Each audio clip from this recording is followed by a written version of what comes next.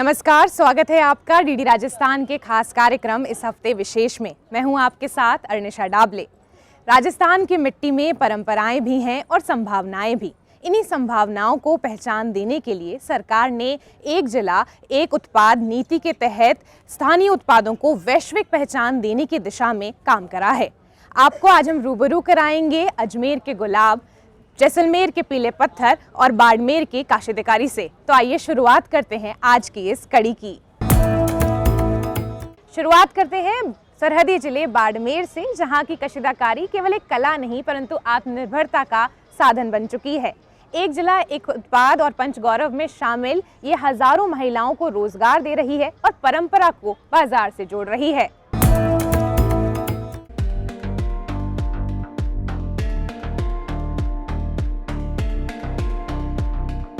पिछले कुछ वर्षों में बदलते डिजाइन, नए रंगों और बाजार की मांग के अनुरूप कशीदाकारी उत्पादों ने बाड़मेर की महिलाओं को आर्थिक रूप से सशक्त बनाया है। कभी घर की चार दीवारी तक सीमित रहने वाली ये महिलाएं आज अपनी मेहनत से आत्मनिर्भर बन रही हैं। केंद्र और राज्य सरकार के प्रोत्साहन, राजीविका जैसी योजनाओं और स्थानीय बाजार में बढ़ती मांग ने महिलाओं को इस परंपरागत हुनर से जोड़ दिया है। स्वयं सहायता समूहों के गठन से न सिर्फ रोजगार के अवसर बढ़े हैं, बल्कि महिलाओं की भागीदारी और आत्मविश्वास भी मजबूत हुआ है। बाड़मेर जिला प्रशासन ने कशीदाकारी को पंच गौरव में शामिल कर इसे राष्ट्रीय मंच देने की पहल की है, जिसके तहत महिलाओं को बड़े शहरों के मेलों और प्रदर्शनियों में भेजा जा रहा है। पहले हम दूसरों पर निर्भर थे घर पर, और अब अपन खुद कमा के अपना खुद का रोजगार जरिया है, तो अपन खुद का खर्चा निकाल लेते हैं। और इसमें बहुत सारी गांव की महिलाएं भी जुड़ी हुई है, वो भी अपना रोजगार खुद कर लेती है। पहले वो भी दूसरों पर निर्भर रहती थी, अब अपना खुद का खर्चा वो खुद निकाल सकती है। यहाँ पे आके भी वो अपने लिए सामान लेके जाती है, और यहाँ से फील्ड में भी जाते हैं, वो घर घर दे के आते हैं, और वो अपना खुद का खर्चा निकाल लेती है महिलाएँ। खर्चा निकल जाता है, रोजगार मिल जाता है। घर बैठे और काम क्या करते, घर का काम करके वो ये काम कर लेते हैं घर पे रहकर। प्रोडक्ट बाहर जाता है, दिल्ली जाता है, बम्बई जाता है, हैदराबाद जाता है। पुन्ना, कुर्ते, दुपट्टे, साड़ी, बेडशीट। जो हैंड वर्क है ये पहला महिलाएं घर पे अपने पहनने के लिए बनाती थी। अब ये धीरे धीरे इनके मार्केटिंग होने लगे। फिर तो इसमें अब सूट भी बनने लगे। सूट, साड़ी और बेड शीट है, कुशन कवर है, पिलो कवर है, दुपट्टे हैं। और मार्केटिंग में जाने के बाद अलग अलग जो फैशन डिज़ाइन से वो आते हैं यहाँ, वो हमारे को अलग डिज़ाइन देते हैं, तो उस डिज़ाइन पे हम मार्केटिंग में शेयर करते हैं। फिर उन्हें इसके लिए हमारे को अलग अलग डिज़ाइन में हम बनाएंगे तो मार्केटिंग में, और हमारा इंडिया से बाहर भी जाता है। हमारा हाथ का काम करने में, जैसे कटवर्क में काम करने में, एक दुपट्टा बनाने में उसमें 7 दिन लग जाते हैं, और बेडशीट बनाने में 20 से 25 दिन लगते हैं एक महिला को। बहुत बारीक काम होता है, और महिला को 2-3 घंटे काम करते हैं, एक महीने में एक बेडशीट बनती है। और दुपट्टे में पाइपिंग लगाने में भी 3-4 दिन लगते हैं। बाकी सूट बनाते हैं उसमें भी 15-20 दिन लग जाते हैं। बाड़मेर जैसे इलाके के लिए और बाड़मेर जैसे क्षेत्र में महिलाओं के लिए कशीदाकारी एक अच्छा हुनर और अच्छा उनके रोजगार का संसाधन है। तो राजीविका की तरफ से उन्हें प्रशिक्षण में सहायता मिलती है, प्रशिक्षण दिलवाया जाता है। इसके साथ ही उन्हें विभिन्न सरस फेयर जो लगते हैं, उन मेलों में उनको निःशुल्क आने जाने का और उनका इस तरीके से सहायता के माध्यम से भिजवाया जाता है। उनकी आमदनी वो उनकी स्वयं की रहती है, उन्हें हर प्रकार से सहायता की जाती है। और लोकल जो मेले या लोकल एग्जीबिशंस लगती है, उनमें भी नेशनल लेवल की एग्जीबिशन लगती है, उनमें भी उन्हें भेजा जाता है। और इसके साथ ही उन्हें अलग अलग प्रकार से विभिन्न क्षेत्रों में ट्रेनिंग है, विभिन्न क्षेत्रों में बैंक के माध्यम से लोन वगैरह इस प्रकार की सहायता से उन्हें पोषित करने का प्रयास किया जा रहा है।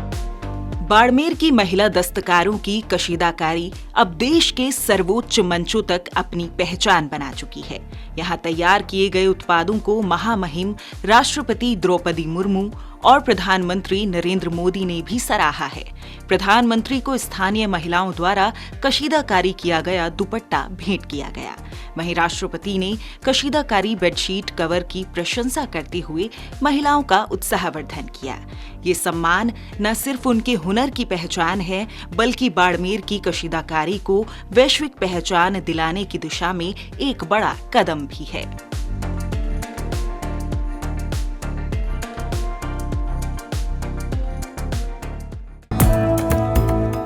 धर्मनगरी अजमेर अब आस्था के साथ साथ खुशबू में भी अपनी पहचान बना रहा है। पुष्कर घाटी में उगने वाला गुलाब एक जिला एक उत्पाद के अंतर्गत किसानों की आय को दुगना कर रहा है और साथ ही अंतर्राष्ट्रीय बाजारों तक पहुंच रहा है।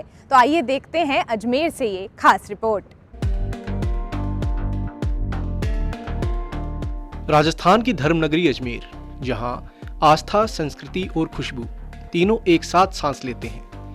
यहाँ और इसके समीप पुष्कर की घाटियों में खिलने वाला गुलाब अब सिर्फ धार्मिक अनुष्ठानों तक सीमित नहीं रहा।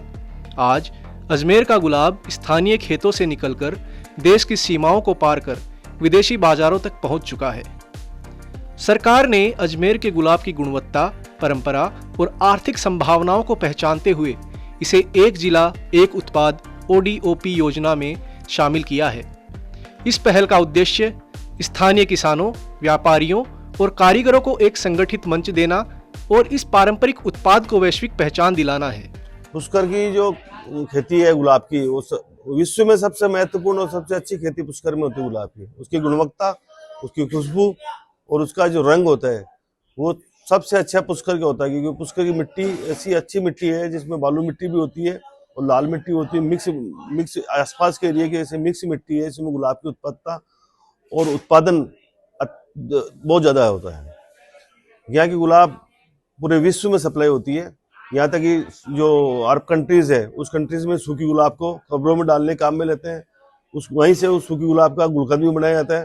सूखी गुलाब से अगरबत्ती और एसेंस जो होता है, रूह गुलाब जिसको बोलते हैं, वो भी अरब कंट्री में निकला जाता है और अब अपने इंडिया में भी निकलना शुरू हो गया है। इसके अलावा गुलाब का गुलकंद बनता है, जिसको रोज जेम बोलते हैं आप अंग्रेजी भाषा में। गुलाब की आपको मिठाई मिलती है और सारी मिठाइयाँ जितनी भी होती है, जो देसी मिठाइयाँ पहले होती थी राजस्थान में, उस सभी मिठाइयों में गुलाब का काम, सूखी गुलाब डाली जाती थी। मैंने इत्र बहुत ज़्यादा बनता है। अभी कन्नौज में इत्र बनता था, लेकिन अब पुष्कर में भी इत्र बनना शुरू हो गया है। अलग अलग जगह पर पुष्कर में इत्र बनता है, पुष्कर में गुलाब जल बनता है, पुष्कर में गुलकंद बनता है। गुलाब जल बहुत सस्ता पड़ता है दूध से कॉस्मेटिक के बजाय, क्योंकि ये 150 रुपये लीटर करीब पड़ता है। 150 रुपये 200 रुपये लीटर में लोगों को उपलब्ध हो जाता है। मेरे पिताजी कर रहे हैं पहले, तो अब हम करने लग गए। ठीक है। और गुलाब की खेती एक तो अजमेर ख्वाजा साहब के माल जाता है वहाँ पे, और एक बर्मा जी का मंदिर, और इसकी पैदावार बहुत अच्छी है और मतलब सुबह शाम दोनों टाइम टूटता है। पुष्कर का गुलाब एक तो गुलकंद में काम आता है, एक गुलाब जल में काम आता है और मंदिर में चढ़ता है। मतलब पुष्कर में तो बहुत ज़्यादा होती है, पुष्कर एरिया में बहुत ज़्यादा होती है। आसपास के गांव में जो भी है सब में होती है। पुष्कर घाटी की भौगोलिक स्थिति और यहाँ की अनुकूल जलवायु गुलाब की खेती के लिए किसी वरदान से कम नहीं। यही वजह है कि यहाँ बम्पर पैदावार हो रही है और गुलाब की खुशबू के साथ किसानों की आमदनी भी बढ़ रही है। सिर्फ फूल ही नहीं, अजमेर के गुलाब से तैयार होने वाले उत्पाद भी बाजार में छा रहे हैं। गुलाब से बना इत्र, जिसकी खुशबू विदेशों तक पसंद की जाती है। शुद्ध गुलाब जल, जो औषधीय और कॉस्मेटिक उद्योग की पहली पसंद बन चुका है। गुलकंद और गुलाब कैंडी, जो स्वाद और सेहत दोनों का संगम है। पुष्कर की इतनी बड़ी महिमा है, वह पुष्प से ही है, गुलाब से ही है। पुष्कर का जो पुष्प है, ये ब्रह्मा जी के चढ़ता है, जो संसार के सृष्टि रचयिता है।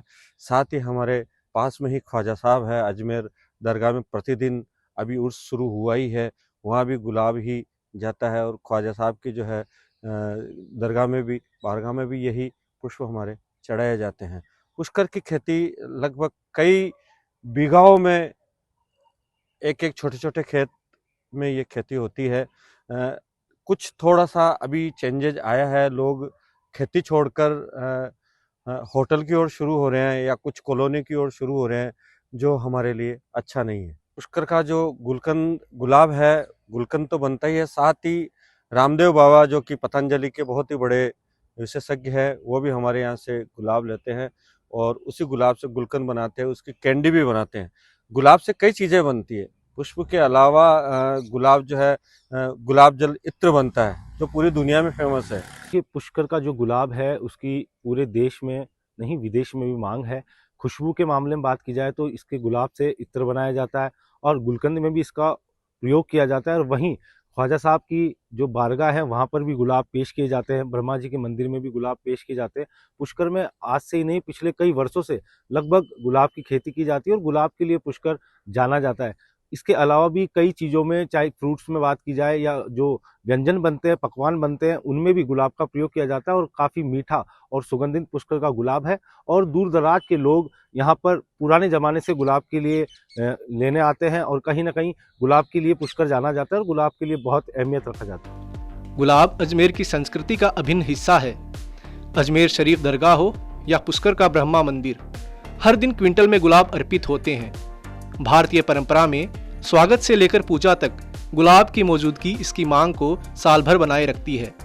ODOP योजना के तहत अब उम्मीद है कि यहाँ प्रोसेसिंग यूनिट्स, बेहतर पैकेजिंग और निर्यात सुविधाओं में और विस्तार होगा, जिससे किसानों को सही दाम, व्यापारियों को नए बाजार और अजमेर को एक मजबूत वैश्विक पहचान मिलेगी। राजस्थान की पहचान अगर स्वाद से हो तो सबसे पहले नाम आता है बीकानेरी भुजिया का। ये पारंपरिक स्वाद एक जिला एक उत्पाद के अंतर्गत न केवल बीकानेर परंतु विदेशों तक निर्यात में एक मजबूत आधार बन चुका है। तो आइए देखते हैं एक खास रिपोर्ट बीकानेरी भुजिया पर। राजस्थान की मरुधरा से निकलकर देश दुनिया में मशहूर हुई बीकानेरी भुजिया आज बीकानेर की सांस्कृतिक विरासत और आर्थिक शक्ति का प्रतीक बन चुकी है। लगभग 150 साल पुराना इसका इतिहास महाराजा डूंगर सिंह के समय से जुड़ा है।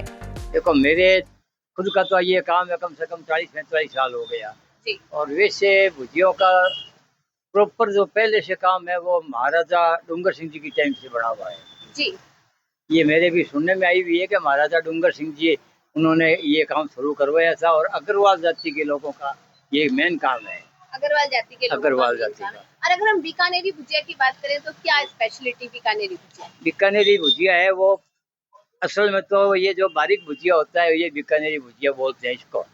और वैसे 3 नंबर मोटा भुजिया, चबेनी, गांठिया, पापड़ी सब भी बनाते हैं, पर जो बारीक भुजिया है वो प्योर बीकानेरी है। और इसकी खासियत ये है कि यहाँ पे बीकानेर में हवा और पानी दोनों की खासियत से ये भुजिया बनता है। अगर ये यहाँ से अपन 30 किलोमीटर साइड में जाकर बनाएंगे तो वो ऐसा बैठेगा नहीं, ये टेस्ट नहीं आएगा। ये टेस्ट नहीं आएगा। ये हवा और पानी का ही कारण है। ऐसा है कि बीकानेर में भुजियों का क्रेज इतना है कि बीकानेर के प्रॉपर आदमी खाना खाते हैं तो उस टाइम उनको भुजिया साथ में लेना पड़ता है। बिकर भुजिया का रोटी नहीं खाते हैं वो, ये क्रेज है इसका। क्योंकि बीकानेर का भुजिया बनता है, यहाँ पे 50 कारीगर काम करते हैं, उनको रोजगार। उसके बाद में हम दुकानदारों को रोजगार, हमारे यहाँ आदमी काम कर रहे हैं उनको रोजगार मिलता है, हेल्पर और को। फिर बीकानेर से बाहर जाता है तो ट्रांसपोर्टेड वालों को मजदूरी होती है, उनको भी मिलता है। बाहर भुजिया जाता है बीकानेर से, हिंदुस्तान में हर जगह भुजिया जाता है। बेसन, मूंगफली और मरुस्थलीय मोठ से बनी यह भुजिया अपने देसी मसालों और पारंपरिक रेसिपी के कारण अलग पहचान रखती है। इसी खासियत को देखते हुए एक जिला एक उत्पाद योजना में बीकानेरी भुजिया को शामिल किया गया है ताकि इसे संगठित रूप से बढ़ावा मिल सके। इस योजना के माध्यम से इसे जो नया मंच मिला है यह न केवल स्थानीय कारीगरों और उद्यमियों के भविष्य को मजबूत करेगा बल्कि वोकल फॉर लोकल की भावना को भी वैश्विक स्तर पर स्थापित करने की दिशा में एक मजबूत कदम साबित होगा। मैं अभी तो 2017 में की थी दुकान और भुजिया बारीक है, 3 नंबर है, मोटे हैं, लाल मिर्ची के हैं, फोलरो के हैं, पान मेथी के हैं, बिना मिर्ची के हैं, गांठिया पापड़ी है, नमकीन मीठी चबीनी है, बारीक है, 3 नंबर है, मोटा है, ये 3 चलते हैं यहाँ। इसमें ऐसा क्या स्वाद है जो अधिकतर यही जगह बिकता है? ये बीकानेर के हवा पानी है, इसकी वजह से ये फेमस है। यहाँ इधर ही सेट बैठते हैं और कहीं सेट बैठते नहीं है और सबको पसंद है बीकानेर की भुजिया, रसगुल्ला।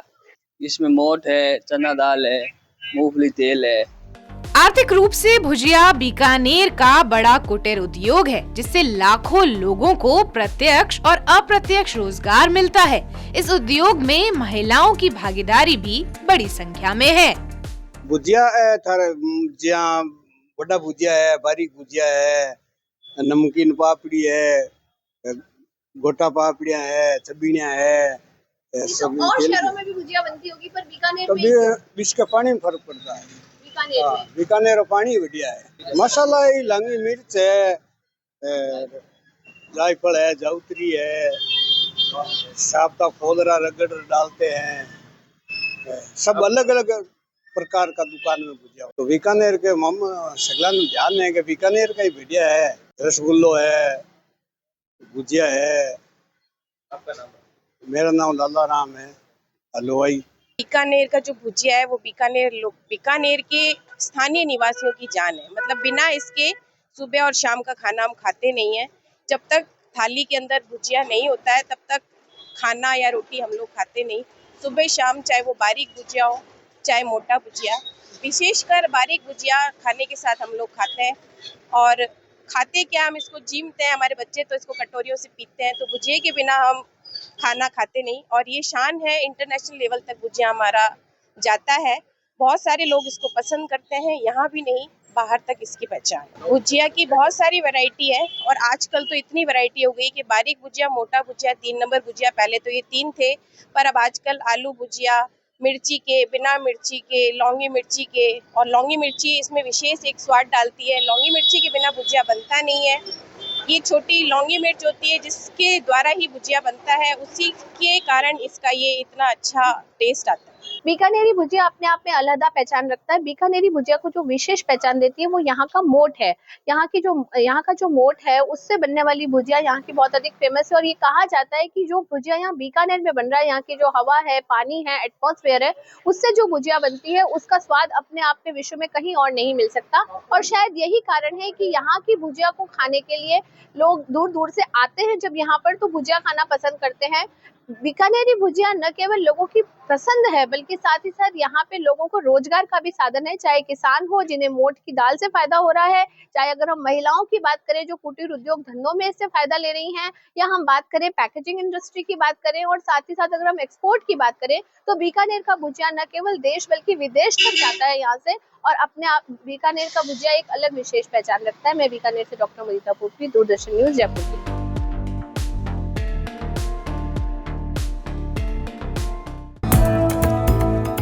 मरुधरा के कठोर मौसम के बीच चूरू की चंदन शिल्प कला अपनी खुशबू दुनिया भर में बिखेर रही है। ओडीओपी के तहत चयनित ये चंदन शिल्प कला आज अपने कौशल और परंपरा को आगे ले जाते हुए एक नई कहानी लिख रही है। तो आइए देखते हैं चूरू से चयनित चंदन शिल्प कला पर आधारित ये एक खास रिपोर्ट। मरुधरा की कठोर जलवायु के बीच चूरू में चंदन की लकड़ी एक जीवंत कला का रूप लेती है। सदियों से चली आ रही चंदन शिल्प कला आज सिर्फ आस्था या सजावट नहीं बल्कि चूरू की पहचान बन चुकी है। बारीक नक्काशी और सुगंधित लकड़ी का संगम इसे देश ही नहीं विदेशों तक खास बनाता है। चंदन के अंदर हमारा मेन काम होता है सूक्ष्म बारीक काम करने के अंदर हम जाने जाते हैं। जैसे बारीक कार्विंग हो गई, मूर्तियां हो गई, बारीक से बारीक हम काम चंदन की लकड़ी में कर सकते हैं। जैसे आप मेरे पीछे चारों तरफ देख रहे हैं, ये सब चंदन की लकड़ी की बनाई हुई है। चंदन की इसी कला के अंदर, चंदन की लकड़ी की बनाई हुई इसी मूर्ति कला और कार्विंग कला के अंदर हमारे परिवार में 11 नेशनल अवार्ड मिल चुके हैं, राष्ट्रपति पुरस्कार मिल चुके हैं 11। प्रधानमंत्री जी से, राष्ट्रपति जी से आपने फोटो में देखा होगा इसी टाइप से। और अभी हमारी चौथी पीढ़ी के अंदर मेरा बेटा है शुभम, जो कि इसी कला के अंदर वर्ल्ड रिकॉर्ड भी बना चुका है। एक नहीं, दो रिकॉर्ड बना चुका है। मैंने चंदन की लकड़ी के अंदर 2 विश्व रिकॉर्ड बनाए हैं। तो सबसे पहला रिकॉर्ड था मेरा दुनिया की सबसे छोटी चेस का, जिसका साइज है 8 mm। उसके अंदर 32 गोटियां भी पूरी बनाई हुई है, चंदन की है। और दूसरा रिकॉर्ड है मेरा दुनिया की सबसे लंबी जॉइंटलेस चेन, जिसकी लंबाई है 10.5 फीट और उसका वजन है 18 ग्राम। जो मैंने जॉइंटलेस चेन का रिकॉर्ड बनाया है उसके अंदर खासियत है कि ये जो चेन है वो पूरी एक ही पीस के अंदर कर्व होकर बनाई है, इसके अंदर कोई भी जॉइंट नहीं है और ये पूरी चंदन की लकड़ी के अंदर बनी हुई है। चंदन की इस कला में भगवान कृष्ण की लीलाएं, राम दरबार, वाद्य यंत्र, राजस्थानी लोक जीवन और प्रतीकात्मक आकृतियां उकेरी जाती हैं। हर कलाकृति महीनों की मेहनत और सूक्ष्म शिल्प कौशल का परिणाम होती है, जो देखने वालों को ठहरने पर मजबूर कर देती है। चूरू की चंदन कलाकृतियों की मांग अब अमेरिका, फ्रांस, जर्मनी, जापान और खाड़ी देशों तक पहुंच चुकी है। प्रधानमंत्री स्तर पर अंतर्राष्ट्रीय मंचों पर इन कलाकृतियों का भेंट स्वरूप दिया जाना इस शिल्प की वैश्विक स्वीकार्यता का प्रमाण है। जिस तरह चूरू राजस्थान गर्मी व सर्दी के अंदर विख्यात है, ठीक उसी प्रकार इन वर्षों के अंदर आजकल चंदन की जो कारीगरी हो रही है, देश ही नहीं बल्कि विदेशों के अंदर भी इसकी महक, इनकी कारीगरी की खुशबू चारों तरफ फैली हुई है। ये हम ले रहे हैं, इसके अंदर अलग अलग खंड भी बने हुए हैं। ये आप देख रहे हैं, इसके अंदर बहुत ही सुंदर कलाकृति है इनके द्वारा बनाई हुई। इन्हें राष्ट्रीय अंतर्राष्ट्रीय अनेक पुरस्कार भी मिल चुके हैं। चूरू में चंदन की लकड़ियां पूरे विश्व में प्रसिद्ध है। मैंने ये कलाकृतियां खरीदी है और इनकी कलाकृतियां बहुत ही सुंदर है और घर में इनकी महक बहुत अच्छी रहती है। महंगी चंदन लकड़ी, समय साध्य कारीगरी और सीमित संसाधनों के बावजूद शिल्पकार इस विरासत को संजोए हुए हैं। चूरू की चंदन शिल्प कला आज केवल एक हस्तकला नहीं बल्कि राजस्थान की पहचान, परंपरा और वैश्विक सांस्कृतिक संवाद का सशक्त माध्यम बन चुकी है।